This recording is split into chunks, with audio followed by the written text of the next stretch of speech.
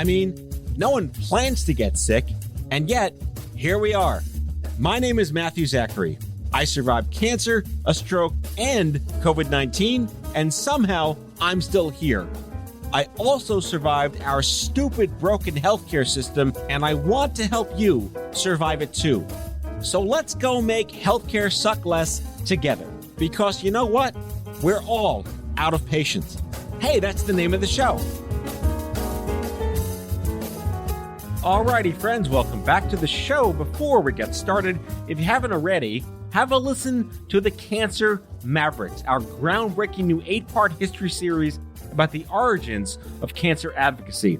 Stories about the people rather than the disease. So search for The Cancer Mavericks wherever you listen to your podcasts. On the show today, I'm so thrilled to welcome again live here in studio, Alison Silberman, the CEO at Stupid Cancer, my old job, for real, and Shannon Wyant, fellow young adult cancer survivor and sitting member of the Stupid Cancer Board of Directors, also my old job. The best conversations are those without an agenda that just kind of manifest from the chemistry you get by actually seeing people live and in person. Eye contact matters. So prepare your Wayback machine and your Magic 8-Ball for a wikipedic throwback into how the sausage was and continues to be made. This is all for the largest young adult cancer support community in the world. You know what it is. Stupid Cancer all day, every day. This one is dedicated to Annie Goodman, Jason Mlot, Chad Whitman, Allie Powers, Emily Morrison, Erica Paul, and Lauren Scott. We miss you. We love you forever. Now let's get started.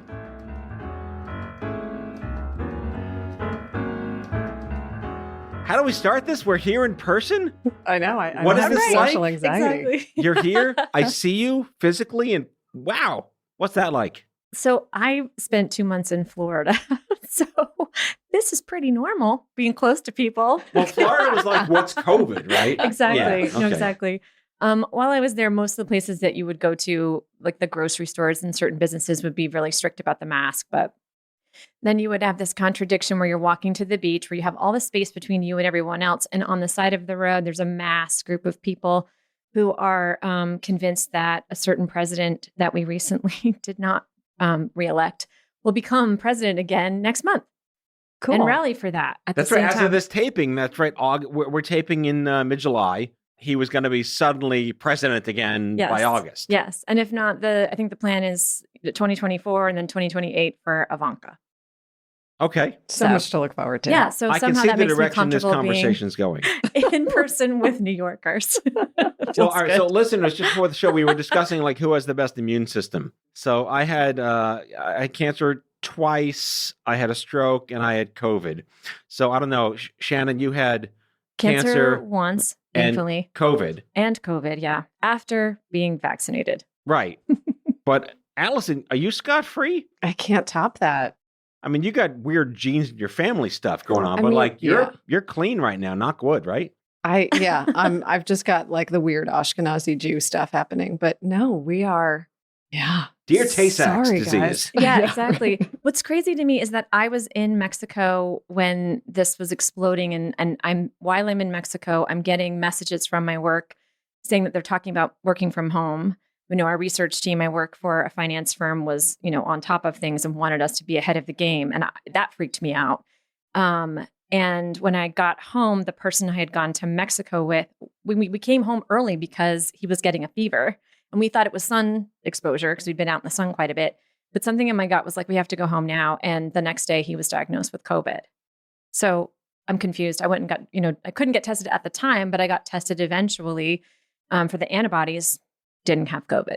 Well, I had COVID before it was trendy. I had it in February of 2020. Well, yes. Like before we even knew what it was. You are a trendsetter.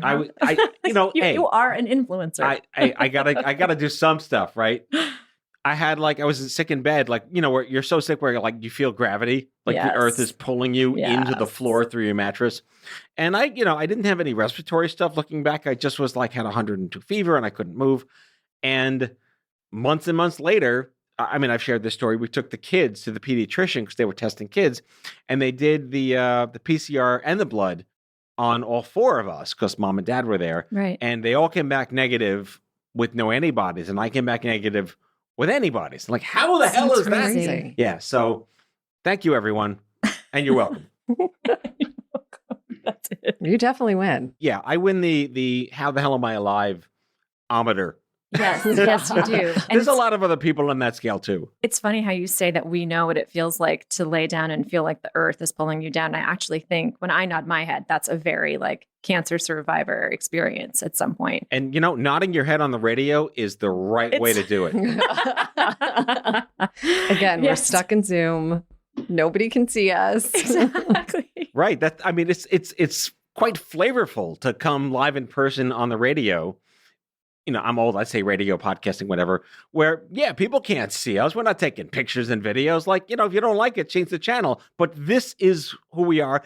I'm perfectly okay with that. I kind of like it. I'm so sick of Zoom. Oh my God. So sick of Zoom. Yes. I mean, I'm a gregarious person who wants to see people, and I definitely overdid it. Like at the very beginning of COVID, I set up twice weekly happy hour Zooms with my girlfriends, a lot of whom are single and were going through difficult times before this happened.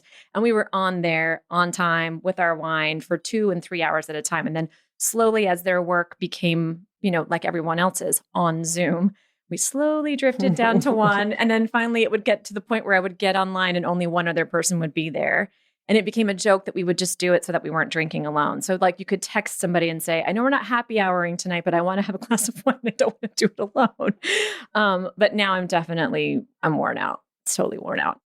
I was reading an article. In fact, we discussed this on the Vax On episode, I think last week, how a lot of people, because of COVID, are finally having like their Gestalt moment.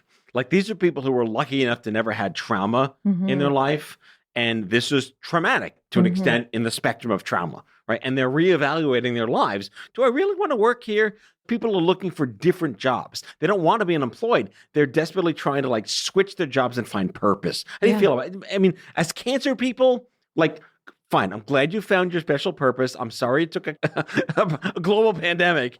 But, we're not comparing. I nearly died. Maybe you maybe almost thought about possibly dying. Not to downplay it, but thoughts, ideas? No, I get it. There's something about why is it? I mean, I'm thinking from the perspective of a new employer looking at someone having gaps potentially in their employment, which is a big issue for young adults in particular facing cancer, and trying to explain that, like, why did you go to school and not start working, or you started a job and you left it for a long time, and understanding that saying that you had cancer is a totally legitimate reason to have a gap in your employment. It seems like it's more legitimate to say it was COVID. And then that's the end of the story. My sense is that people aren't going to ask you, knowing about HIPAA, they're not going to ask you about COVID. But I know so many young people who have had to go to organizations like, Cancer and Careers, or stumble through. And you just did a whole podcast about this, about people the whole movement of trying to get people to understand that you can't fire somebody or not hire somebody because they had cancer. COVID is... Wait, you listen to my show? Can you imagine? Thank you, listener. There's a little plug. My listeners. Yeah, no, it's a really interesting history of people taking care of themselves, right? That's what this is all about. Yeah, the stigma of cancer definitely seems to be more egregious than COVID. Almost like there's a badge of honor that, I took this moment in life to move to the Hudson Valley and get a farm. Said me never.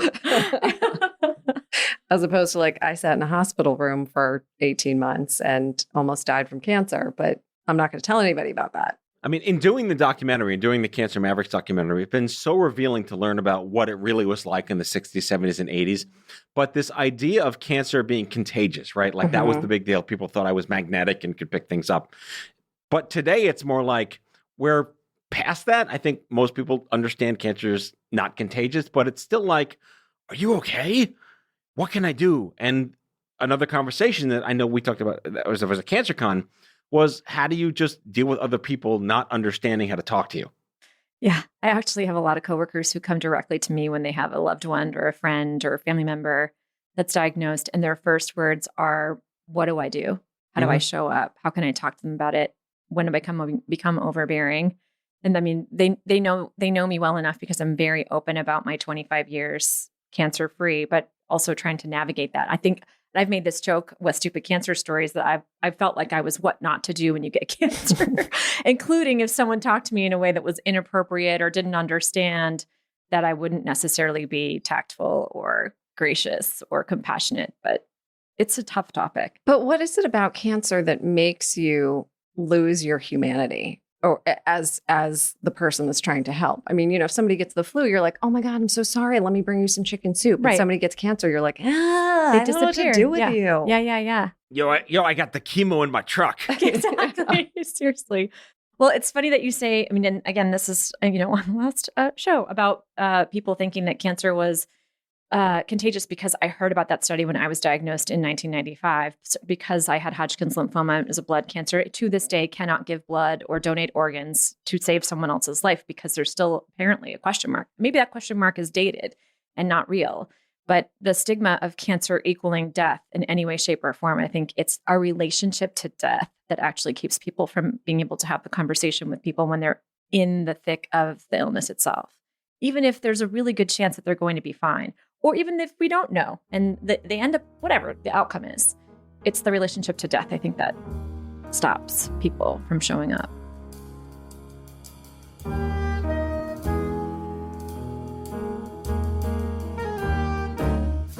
Back with our guest after the break.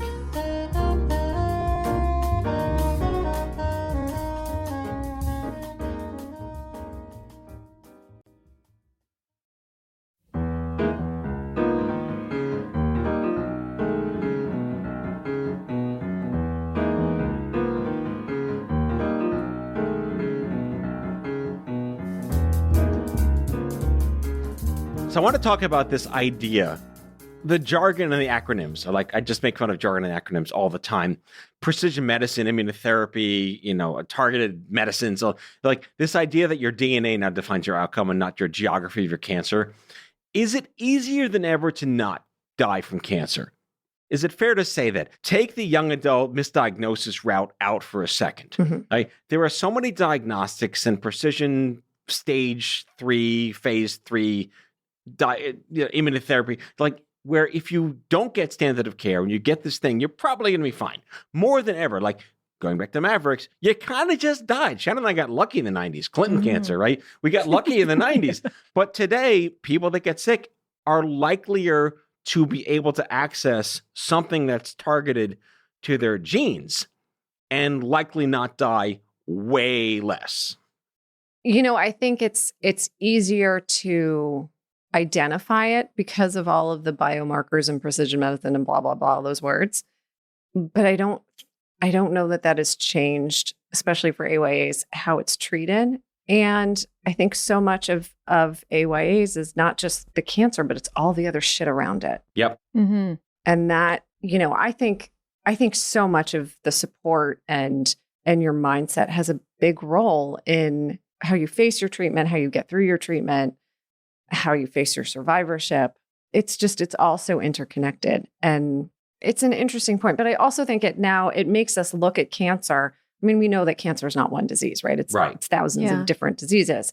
But it breaks it down to such a minute scale that we now are looking at all of these different diseases and trying to attack all of these different diseases under the same umbrella of cancer. And it's not. It's thousands of different things. Right.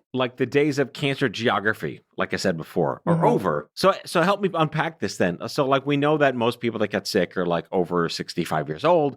They're on, Medicare or Medicaid Part D, whatever it is. And they're likely to go to a comprehensive cancer center, ideally, if they're not in the center, or these oral parities let you get your treatments in the middle of nowhere. But AYA, are we still just as fucked as we used to be? Or have you noticed any, I have my opinions, but where are you on have we made progress in AYA? I think yes. And I'm going to bring out my Canadian self. I think the progress is there. Progress. My experience volunteering with and serving on the board of Stupid Cancer, hosting digital meetups and hearing stories firsthand, I just feel like there's a lot of shit in the way. I mean, I'll speak for myself. If I was younger and got cancer right now, I have a tough time Googling a restaurant that I want to go to. And I know that sounds ridiculous. And I'm sure there's people my age in this day and age who definitely know how to do that better than I do. But I was just saying this to someone else about, mental health and how do you find a therapist and how do you find a psychiatrist? It's worse than trying to find a partner on Tinder. I just don't think that there's enough public information that's accessible, particularly AYAs, if that's not where their focus is. And that isn't where their focus should be, right? They should be focused on whatever it is they're doing, school, traveling the world, minus COVID, starting a career, starting a business. And yet I don't know how to answer that question. I think it's sort of yes and no. And it's about community. Again, like if you can find a community, well, you're not going to look for the community before you get sick, right? Right. No one says, I can't wait to go on Keytruda. Right, exactly. One day I will be on Keytruda. Exactly. Life goals. One of my personal agendas before I leave the planet is to create some kind of, and Alison and I haven't talked about this yet, and I might have mentioned it a little bit to you, that I would love to see more stories and even more mainstream documentaries of young adults who have been diagnosed with cancer, not so much just to bring it about as awareness in terms of like how the medical industry has to put its attention on it, but for your fellow classmates to know that it exists. For when you are in school and you feel a lump, you don't think, I'm 19, I'm just going to finish this semester and then figure it out later. There's still a lot of young people who aren't getting the normal annual tests that we should be getting to begin with, because we're more focused on, especially at that age or those ages, like we're worried about STDs, not about cancer. And so many stories come out of accidents, Well, my brother-in-law was diagnosed with Ewing sarcoma because he fell on a skateboard at 15 years old. They would have never known he had that unless he went to the orthopedist. My brother also had Ewing sarcoma and was diagnosed at stage 4 because he saw everybody else, because they thought, what 24-year-old gets cancer, even though Ewing sarcoma is a pediatric cancer. But, he was like, ow, my leg hurts. And they were like, oh, well, maybe you pulled a muscle. But, I think I think the science shows us that you're fucked. Right. I think there's so much more organizations and people like Stupid Cancer and like you guys who are talking about it. And like, yeah, you're not planning. Nobody plans to get cancer. But And I hate that term, raising awareness, because it feels so empty. But we know that 70% of employees are in the AYA age range, or Gen Z or millennials. Right. So this is something that we should all care about, even if you don't care about cancer. I think I agree with that. And also, to go and to use a term that Matt's used and a term that we just recently used at Digital Cancer Con, is this AYA alum category. And there's a lot of those AYA alums who are not just looking for community, but also use their voice more of us are being more vulnerable, I think, as we realize, especially I think COVID probably helped with this, that we don't want to necessarily just show shiny, happy people on Instagram and other social media contents. Is that the right word? Yeah. You heard it here. They're showing words. I'm making up words. No, seriously, like I'm thinking about, I hashtag stupid cancer into my running photos that have nothing to do with fundraising or anything like that, so that there is an opportunity to create the knowledge that it exists in the world, and that, if something's going on with you, you should check it out. Do you remember when I self-servantly invented the AYA Alumni Society in 2014 when I turned 40? I didn't meet you until like 2016. Oh, I think. Really? Okay. Yeah, all right. Well, in 2014 is the year that I finally got involved in the AYA space, but I didn't know about you yet. Yeah. Kenny and Allie Ward and I just decided, because I'm turning 40, then everyone else mattered. Like Allie. So Allie and I were like joking, like, all right, I'm going to grandfather you in, because she was out many, many years before I was. And at OMG in Vegas at the time, which was the name before CancerCon, I just invented the Stupid Cancer Alumni Society and said, you're all welcome to the club if you're older than me. It was really, really fun. But you're absolutely right. Like, what can we do as alum? Yeah. And are we still relevant to the 21-year-old that gets sick in 2021 versus us being like geezers to them when we had cords and no internet during Clinton cancer? Yeah, I really hope so. I mean, I've said this to Alison, I've said this to you. There's so many times that I've gone to CancerCon and felt like, oh, I'm just here to volunteer and create space and be of service, and realized every time that I took away something that is continuing to support me as a survivor. I mean, you convinced me very last minute to come to CancerCon when I was caring for a partner who was ill. And it was the first time ever that we had a breakout session of what does it mean to be a young adult who has or had cancer, who turned into a caregiver. That was life-changing for me. And I just had a DM you right after CancerCon, where someone on the DMU mentioned that there was a breakout session with young men. He's starting to feel like that we're using this word aging out, and we're trying to say that you can't age out. Scientifically, maybe you age out, but not out of this club, as you put it. And he brought up the name Scott Slater, which Matt knows well, and said that when he was younger and first got involved with stupid cancer, that Scott had been a mentor to him. But he himself, this year, this gentleman, I'm going to say his name, Stephen Heaviside, because he's becoming a great, shout out to Stephen. I'm trying to, shout out to Stephen. Amazing advocate. I think almost unintentionally, he was just really gifted at it. Took a bunch of people, when you looked around the Zoom room and everybody was, 18, and here he is. I don't know what he is. I don't know what you are, Stephen. Sorry. Maybe you're in your 30s. I mean, it looks like he's 20 still but to me. You look great. You look amazing, friend. Just immediately thought of Scott Slater and, kind of honed his energy and used it and felt really good about where he is. Like it encouraged him. I think a lot of us talk about making our survivorship worthwhile, because we can get on to the next topic, if that's even around the corner, is like Survivor's Guild, right? Which is a part of what that AYA alum group is often dealing with. I'm one of the oldest medulloblastoma survivors in the country. Say that again. Slowly this time. Medulloblastoma. That was the name of my tumor. Again, fucking syllables, right? That was what I had when I was 21. But that's a pediatric cancer. Normally kids that get it are like under 8. Right. And I'm 47 now, happily 47. But I still get connected to parents who have newly diagnosed kids that look to me to say, I hope my child grows up to be like you, not like Matthew Zachary, but like a guy who had cancer 25 years ago. Right. All right. Question for Alison. Help me unpack how AOA cancer is different, more like sociologically in Gen Zers than it was in like Gen X and millennials. What's new in the universe of the interwebs? Oh boy. And social wokeness and mental health? There's so much stuff that even I'm trying to figure out how to say it the right way. Mm-hmm. What are you seeing in the landscape of the next generation of AYAs? As with any kind of shift from one generation to the next, it's the way that they communicate and the way that we need to create space for them to communicate and receive their information. Us old folks, we were just talking before, we like to talk on the phone and, maybe not see people all the time and have like our phones connected to the wall and walk around the kitchen. And the kids these days, they're on social media. We know that people are getting information from social media. And so I think it's kind of to kind of go back to our previous conversation, it's our charge to make sure that the information that's front and center is the good information, not the garbage that's out there.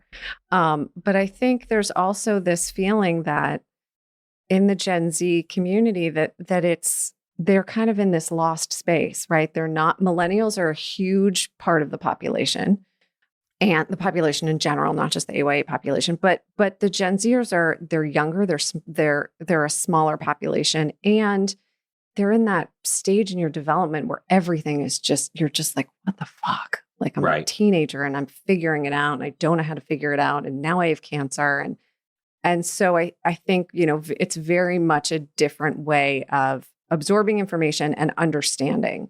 And so I think that's, something that we all need to be cognizant of, that other folks in the community need to be cognizant of. And, as that kind of progresses into the, whoever comes, I don't know what generation is after Gen Z. Does it start over?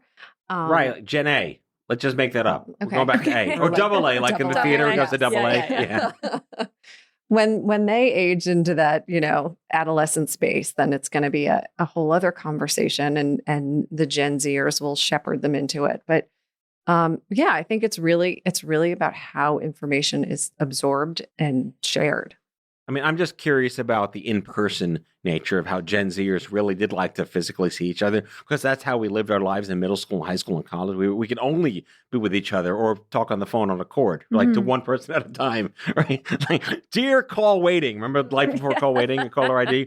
Caller ID was interesting because then you knew who was calling. Otherwise, fuck, it's this guy. You're like, you have no choice but to pick up the phone. Or busy pranks. Signals. I miss busy. Anyway, yes. I'm digressing. But I think what Stupid Cancer was able to accomplish in the early days was it was a very Gen X brand. And we loved the idea. The meetup idea came out of we just want to physically see each other. The hospital support groups are total shit. I want to just physically see other people. But now, the pandemic notwithstanding, I have friends who have teenage kids that text each other from the next room. Like, is there a real desire to physically see each other and talk? Have we lost the capacity to talk to each other in these generations? And would the prospect of a CancerCon in real life, ideally, obviously hybrid is going to make total sense. I'm seeing that working really well across the board economically. But is there a desire of the next generation to actually still want to physically be in person, or do they just want to be virtual on their phones? I think if we've learned anything from COVID, and hopefully we've learned something, is that yes, we could do all of this stuff over our computers, and sometimes it's more efficient, sometimes it's easier, but there will always be that desire to see people face to face. Like that you cannot replace that. Conversation is more efficient, it's more engaging, it's more supportive. And I think especially when you're thinking about dealing with a trauma like cancer as a young person, there really is no better way of finding that support. I don't think it's going to be like, like the 90s when people actually got together in large groups and, that was the only way. And, back when you made a plan with somebody and you stuck with it and you weren't late, because if you were late, they thought you were dead. Yeah, exactly. Oh my God. But, that's so true. Being in real life is always going to be a thing. I think the parody in my head, of course, is like, fine, CancerCon's in real life. There's a hotel room where there's a mini conference call, like Sage Bolte is in there with like 21 cancer patients, and they're all texting each other. Yes, there's no voice. They're just all texting each other back and forth. You can't see this on the radio, but I'm frantically attempting to text really fast. Sorry, I'm not really intentionally making fun of Gen Zers. I'm being the ignorant Gen Xer. Them. Yeah. Help us understand you. Help me. Help you. Right? Exactly. I mean, I've heard a lot of feedback already that the digital CancerCon has been super profound in the fact that there are so many people who came from hospital beds, which was a huge thing. But at the same time, there is a very vocal desire to be in person with one another. The whole idea of just hugging each other, especially after, sitting on a screen with 20 people and someone's going through a really, really tough time, and all you want to do is, give them a hug, assuming that their immune system will allow for that. Unfortunately, that's part of that story, but both have to happen. But I think you're right. I think there might be a lot of texting. Although having the app idea, which we've done in the past with Cancer Guys, having that app where people can sort of have their mini that conference. App was a great idea. Props to Allie Ward for inventing the CancerCon app. That was fantastic. It was like Facebook just for the event, and it was a fantastic way for those folks who want to talk on text. All right, final word, Alison. What's new with Stupid Cancer? What can people learn and do that's fantastic and exciting that may or may not have to do with teasing CancerCon in real life next year? Well, so like I said, we did learn a lot from COVID. A lot of all of our programs went digital last year, still digital this year, and I think we'll continue to do that. We learned that, and we saw that there are people who didn't have access to support in a way that was meaningful to them, and so we hope to continue to be able to do that in ways that really do help them. But like Shannon said, we all need a hug, and we need to see each other's faces and be in each other's presence. And so we are going to be coming back together in person. We will have an in-person CancerCon next year. Details to be announced shortly, but it will be next summer. So start making your plans. But it's really about making sure that everybody in the community, caregivers, patients, survivors, professionals are all at the table having the conversation, whether it's over Zoom or whether it's in person, but we're all there, supporting one another and kind of seeing a way through this. Shannon Wyant, 25 years? 25 years. Clinton cancer. Yes. It's our silver cancerversary, you and me. It's our silver cancerversary. It is. It's funny. I mean, usually, Matt knows this, that we get the congratulations, like somehow we're the heroes that are still alive, that we have had control over this. Congratulations on not being dead. How brave you have been for the last 25 years. But I just had it reflected back to me during a psychiatric evaluation, like real validation that what I went through, especially when I went through it, was I didn't even have to tell her how isolating it was. Like her immediate response was like, oh my God. Not only is getting a cancer diagnosis traumatic, but to literally have no information, no Google, no WebMD to scare the daylights out of you, I'm human. I mean, the first time I ever even met a person in person near my age that had cancer was actually when I was about to start treatment. And it was just a very rare experience. Just tell this shortly, that this young man, very, very coincidentally, I did not know had cancer because we were in high school together when he was in remission. And I was there making a decision about how my treatment would go forward. And they said, we have this young person here getting treatment. And of course, it was your classic scenario that I was in the geriatric ward and, there was a pediatric ward and he was getting treated in the geriatric ward because we were the same age at the time. And when he came through the door, I just about fell on the floor because it didn't seem possible. The whole way I survived that was in denial about the whole thing. And then to meet him face to face. And then I did not meet another young person with cancer again until 2007. Wow. 1995 to 2007. I'm thrilled you joined the board, by the way. Thank you. That was a while ago, but congratulations on joining the board of directors. Thank you. It's just the best use of your purpose. Thank you. Yes. No, it's an honor beyond words. I'm very excited to be a part of it and to make sure that there's always a place for someone to go when they're diagnosed as a young adult.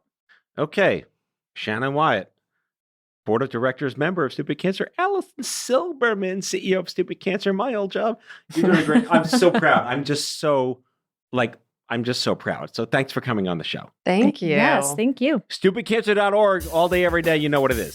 See you later, folks. That's all for today, folks. If you like today's show, be sure to subscribe, leave a review, follow us on social, and tell all your friends to listen. Out of Patience with Matthew Zachary is a product of Offscript Media. Our executive producer is Matthew Zachary.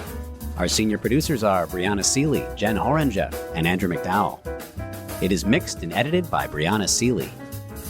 Our theme music is by the Mike Van Allen Quintet and by Mara. For advertising and media inquiries, email media@offscript.com. Hit us up at contact@offscript.com to share comments, feedback, and make recommendations. For more information, visit offscript.com.